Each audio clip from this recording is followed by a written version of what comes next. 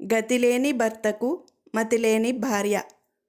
పూర్వం ఒక ఊళ్ళో ఒక ఆలుమగలు ఉండేవాళ్ళు. ఒకనాడు భర్తకి గారెలు తినాలని ఆశ పుట్టి భార్య దగ్గరికి వచ్చి సామాగ్రి తెస్తాను, గారెలు చేసిపెట్టు అన్నాడు. భార్య సరేనన్నది. భర్త బజారుకెళ్ళి కావలసిన సామాగ్రి తెచ్చి ఇచ్చి పొలం మీదికెళ్ళాడు. భార్యకేమో గారెలు చేయడం అసలు తెలియదు. గారెలు ఎట్లాగండి చేసేది అని వాళ్ళ ప్రక్క ఇంట్లో ఉన్న బ్రాహ్మణ విధవరాలిని అడిగింది. ఆమె ఒక సేరు ఉద్దిపప్పు నీళ్ళలో నానబోయి అని ఇంకేమో చెప్పబోయింది. ఓస్ నాకు తెలిసిందిలే అని పైమాట వినకుండా ఇంటికి వచ్చి నీళ్ళలో పప్పును నానబోసింది. అవతల ఏం చేయాలో తెలియలేదు. మళ్ళీ పక్కింటామె దగ్గరికి పోయి అడిగింది. ఆమె ఆ పప్పును వడపోసి అని ఇంకేమో చెప్పబోయింది. ఈ మాట కూడా పై మాటలు వినిపించుకోకుండా ఓస్ ఇంక తెలిసిందిలే అని ఇంటికి పోయి పప్పు వడబోసింది. కానీ తర్వాత ఏం చేయాలో తెలియలేదు. మళ్ళీ పక్కింటి ఆమెను పోయి అడిగింది. ఈసారి ఆమెకి కోపం వచ్చింది. ఏమీ దీనికింత గీర్వాణం, చెప్పేదంతా పూర్తిగా విని తెలుసుకోదు. ఓస్ నాకు తెలిసిందిలే అని వెళ్ళిపోతుంది. మళ్ళీ మళ్ళీ వచ్చి అడుగుతూ ఉంటుంది. ఈ మాట దీని పని పట్టిస్తానని మనసులో అనుకొని, అమ్మ ఆ పప్పులో 2 సేర్లు ఉప్పు, 4 సేర్లు నీళ్లు పోసి పొయ్యి మీద పెట్టి దించు, గారెలవుతుంది అన్నది.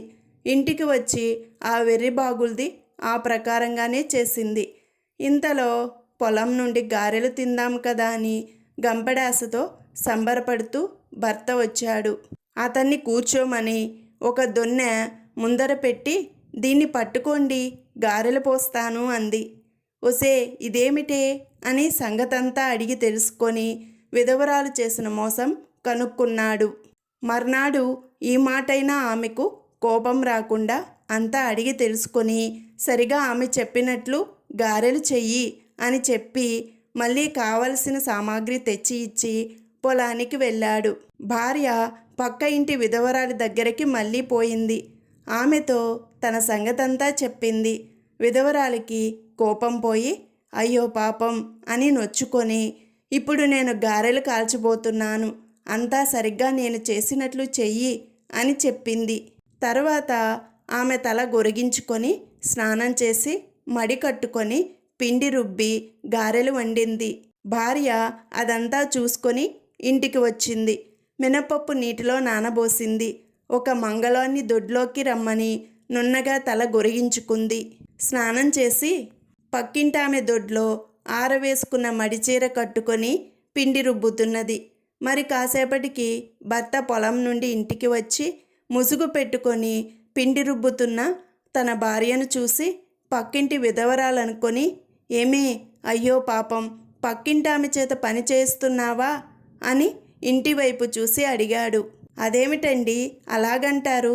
బామ్మగారిని కష్టపెట్టి పని చేయించుకోవడానికి నేనేం వెర్రిదాన్నా అంటూ ముసుగు తీసేసి భర్త వైపు తిరిగింది.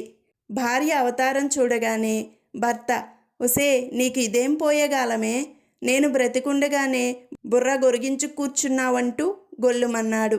భార్యకు ఎక్కడలేని ఉక్రోషం వచ్చింది. చాలండి, ఎంత చేసినా ఇంతే మీరు. బామ్మగారు చేసిందల్లా జాగ్రత్తగా చూసి గారెలు వండటం నేర్చుకోమంటిరి. సరే కదా అని ఆవిడ గారు చేసినట్లే నేను చేశాను. ఇక నన్నెందుకు తిట్టిపోస్తారంటూ ఆ వెర్రిబాగుల భార్య కళ్ళనీళ్లు పెట్టుకుంది. పాపం ఆ బ్రాహ్మణుడు మళ్ళీ గారెలు చేయమని అడిగిన పాపాన పోలేదు.